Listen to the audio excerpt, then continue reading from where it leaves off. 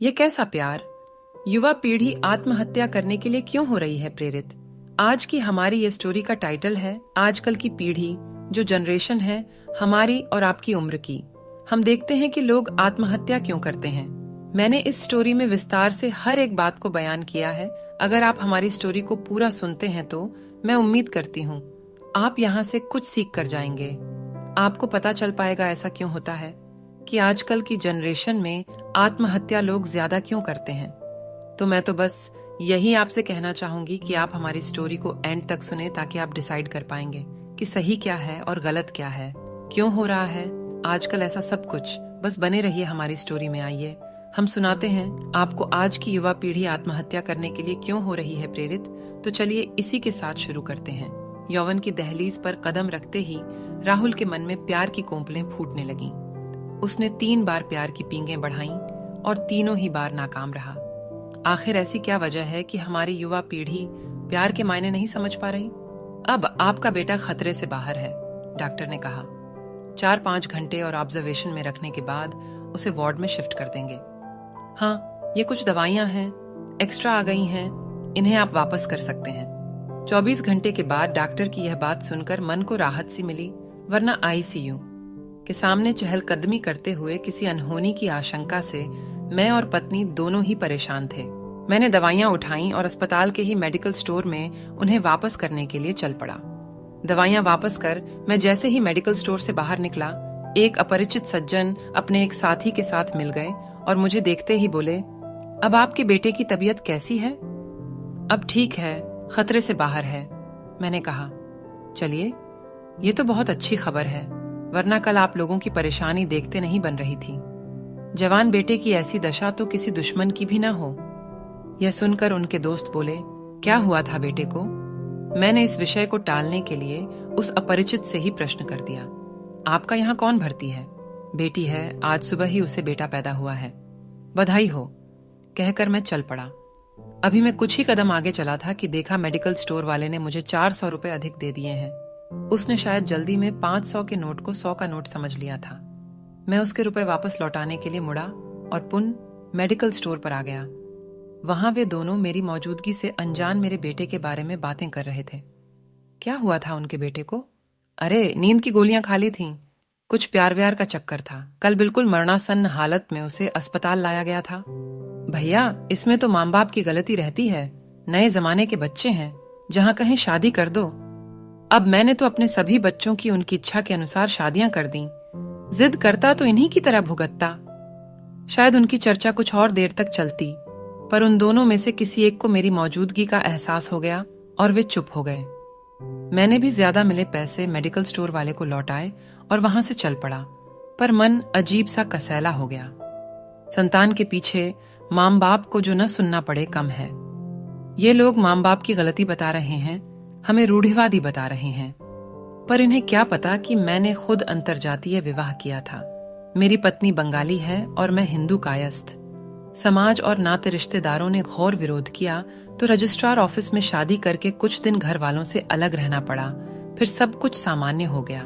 बच्चों से भी मैंने हमेशा यही कहा कि तुम जहां कहोगे वहां मैं तुम्हारी शादी कर दूंगा। फिर भी मुझे रूढ़िवादी पिता की संज्ञा दी जा रही है। मेरा बेटा प्यार में असफल होकर नींद की गोलियां खाकर आत्महत्या करने जा रहा था।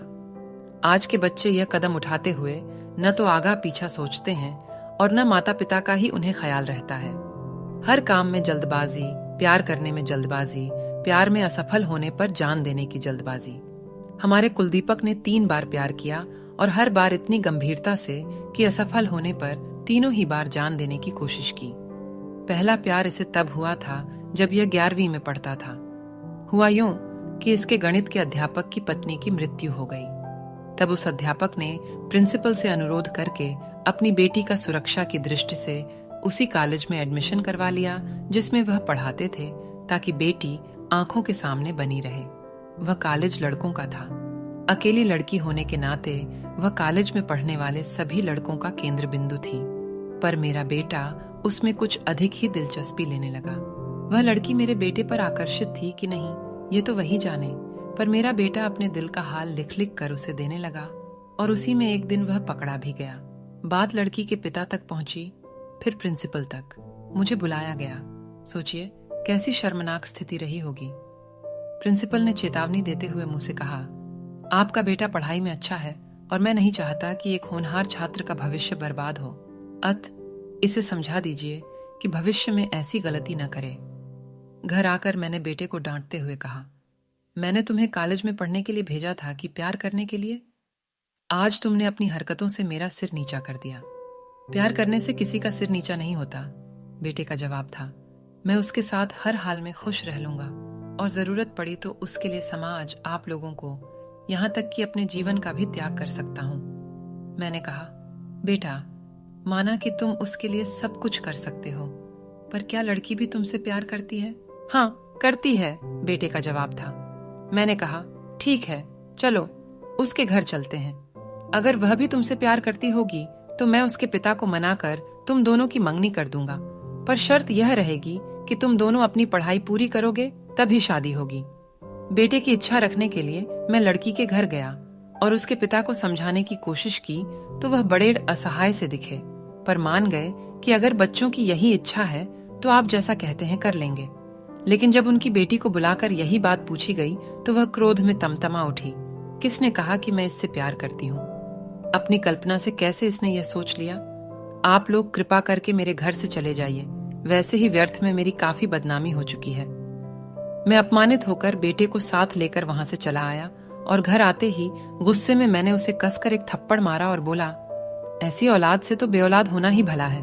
रात के करीब 12 बजे होंगे जब बेटे ने जाकर अपनी माँ को जगाया और बोला, माँ, मैं मरना नहीं चाहता हूँ, मुझे बचा लो।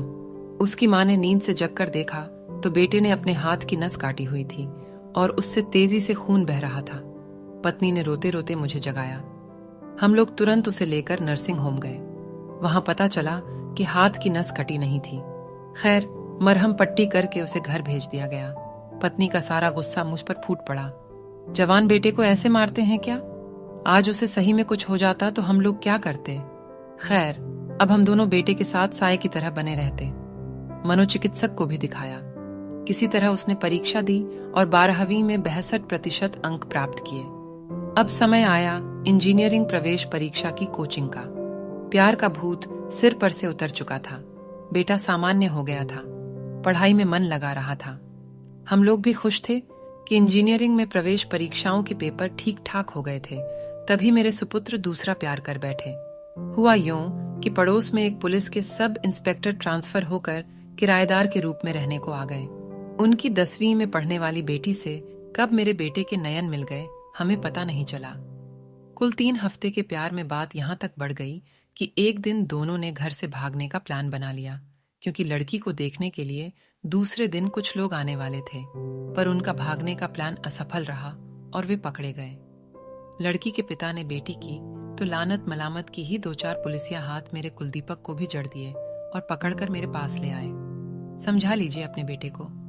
अगर अब यह मेरे घर के आसपास भी दिखा तो समझ लीजिए बिना जुर्म के ही इसे ऐसा अंदर करूंगा कि इसकी जिंदगी चौपट होकर रह जाएगी। मैं कुछ बोला तो नहीं, पर उसे बड़ी हिकारत की दृष्टि से देखा। वह भी चुपचाप नजरें झुकाए अपने कमरे में चला गया। रात को बेटी और दामाद अचानक आ गए। उन लोगों ने हमें सरप्राइज देने के लिए कोई सूचना न दी थी। थोड़ी देर तक इधर उधर की बातों के बाद मेरी बेटी बोली, पापा, राहुल कहाँ है? सो गया क्या? राहुल की माँ बोली, शायद अपने कमरे में बैठा पड़ रहा होगा, जाकर बुला लाती हूँ। रहने दो माँ, मैं ही जा रही हूँ उसे बुलाने, बेटी ने कहा। ऊपर जाकर जब उसने उसके कमरे का दरवाजा धकेला तो वह खुल गया और राहुल अचकचा कर बोला, दीदी तुम कैसे अंदर आ गईं? सिटकनी तो बंद थी। बेटी ने बिना कुछ बोले राहुल के गाल पर कसकर चांटा मारा और राहुल को स्टूल से नीचे उतारकर रोने लगी। दरअसल राहुल कमरा बंद कर पंखे से लटक कर अपनी जान देने जा रहा था। मुझे मर जाने दो दीदी, मेरी वजह से पापा को बार बार शर्मिंदगी उठानी पड़ती है। तुम्हारे मरने से क्या उनका सिर गर्व से ऊंचा उठ जाएगा? अरे अपना व्यवहार बदलो और जीवन में कुछ बनकर दिखाओ ताकि उनका सिर वास्तव में गर्व से ऊंचा हो सके। प्रवेश परीक्षाएं अच्छी हुई थीं। इंजीनियरिंग कॉलेज में राहुल को प्रवेश मिल गया क्योंकि अच्छे नंबरों से उसने परीक्षाएं पास की थीं। मित्र मंडली का समूह, जिनमें लड़के लड़कियां सभी थे, अच्छा था। हम लोग निश्चिंत हो चले थे। वह खुद भी जब तब अपने प्रेम प्रसंगों की खिल्ली उड़ाता था। इंजीनियरिंग का तीसरा वर्ष शुरू होते ही उस मित्र मंडली में से एक लड़की से राहुल की अधिक मित्रता हो गई। वे दोनों अब अक्सर ग्रुप के बाहर अकेले भी देखे जाते। मैं एकाध बार इनकी पढ़ाई को लेकर सशंकित भी हुआ, पर लड़की बहुत प्यारी थी। वह हमेशा पढ़ाई और कैरियर की ही बात करती, साथ ही साथ मेरे बेटे को भी प्रोत्साहित करती, और जब तब वे दोनों विदेश साथ जाने की बात करते थे। विदेश जाने के लिए दोनों ने साथ मेहनत की, साथ परीक्षा दी, पर लड़की क्वालिफाई कर गई और राहुल नहीं कर सका। लड़की को 3 साल की पढ़ाई के लिए विदेश जाने की खबर से राहुल बहुत टूट गया। हालांकि लड़की ने उसे बहुत समझाया कि कोई बात नहीं, अगली बार क्वालिफाई कर लेना। धीरे धीरे लड़की के विदेश जाने का समय नजदीक आने लगा और राहुल को उसे खोने का भय सताने लगा। वह बार बार उससे विवाह की जिद करने लगा। लड़की ने कहा, देखो राहुल, हम लोगों में बात हुई थी कि शादी हम पढ़ाई के बाद करेंगे, तो इस प्रकार हड़बड़ा कर शादी करने से क्या फायदा। 3 साल बीतते समय थोड़ी न लगेगा। राहुल जब उसे न समझा सका तो हम लोगों से कहने लगा कि विधि के पापा से बोलिए ना, शादी नहीं तो उसके जाने के पहले मंगनी ही कर दें। बच्चों के पीछे तो माता पिता को सब कुछ करना पड़ता है। मैं विधि के घर गया और उसके माता पिता से बात की तो वे बोले, हम लोग तो खुद यही चाहते हैं। यह सुनकर विधि बोली, पर मैं तो नहीं चाहती हूं। क्यों आप लोग मंगेतर या पत्नी का ठप्पा लगाकर मुझे भेजना चाहते हैं, या आप लोगों को और राहुल को मुझ पर विश्वास नहीं है? और अगर ऐसा है तो मैं कहती हूं कि यह संबंध अभी ही खत्म हो जाने चाहिए, क्योंकि वास्तव में 3 साल की अवधि बहुत होती है। उसके बाद घटनाक्रम किस प्रकार बदले कोई कह नहीं सकता। क्या पता मेरी विदेश में नौकरी ही लग जाए और मैं वापस आ ही न सकूं। इसलिए मैं सब बंधनों से मुक्त रहना चाहती हूं। मैं और पत्नी अपना सा मुंह लेकर लौट आए। भारी मन से सारी बातें राहुल को बताईं।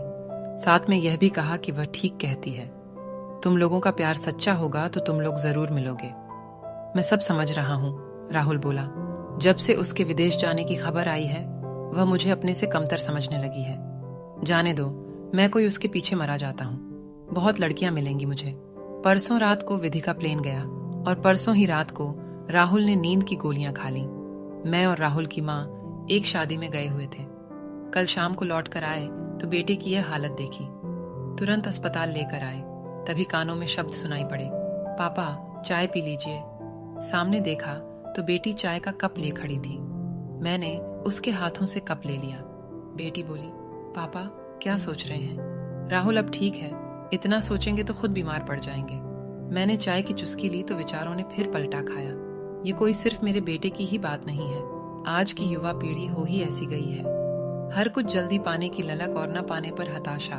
समाचार पत्र उठाकर देखो तो ऐसी ही खबरों से पटा रहता है। प्यार शब्द भी इन लोगों के लिए एक मजाक बनकर रह गया है। अभी हमारे एक हिंदू परिचित हैं। उनकी बेटी ने मुसलमान से शादी कर ली। दोनों ही पक्षों में काफी विरोध हुआ। अंतरजातीय विवाह तो फिर भी पचने लगे हैं, पर अंतरधर्मीय नहीं। मैंने अपने परिचित को समझाया, जब बच्चों ने विवाह कर ही लिया है तब आप क्यों फालतू में सोच सोच कर हलकान हो रहे हैं। खुशी खुशी आशीर्वाद दे दीजिए। 1 साल में उनके यहाँ बेटा भी पैदा हो गया। पर नाम को लेकर दोनों पति पत्नी में जो तकरार शुरू हुई तो तलाक पर आकर खत्म हुई। बात सिर्फ इतनी थी कि पिता बेटे का नाम अमन रखना चाहता था और माँ शांतनु। दोनों के माता पिता ने समझाया, दोनों शब्दों का अर्थ एक होता है, चाहे जो नाम रखो। पर वे लोग न समझ पाए और आजकल बच्चा किसके पास रहे, इसको लेकर दोनों के बीच मुकदमा चल रहा है। नानू नानू ये आयुषी है। मेरा वर्षीय नाती एक प्यारी सी गोलमटोल लड़की से मेरा परिचय कराते हुए कहता है। मैं अपने विचारों की दुनिया से बाहर आकर थोड़ा सहज होकर पूछता हूँ, आपकी फ्रेंड है? नो नानू, गर्लफ्रेंड, मेरा नाती कहता है। मैं कहना चाहता हूँ कि गर्लफ्रेंड के माने जानते हो, पर देखता हूँ कि गर्लफ्रेंड कहकर परिचय देने पर उस बच्ची के गाल आरक्त हो उठे हैं और मैं खुद ही इस भूल भुलैया में फंस कर चुप रह जाता हूँ। दोस्तों, अगर आपको हमारी यह स्टोरी थोड़ी सी भी पसंद आई हो तो हमारे स्टोरी को एक लाइक और हमारे चैनल को सब्सक्राइब करना ना भूलें। स्टोरी सुनने के लिए आपका हम दिल से शुक्रिया करते हैं।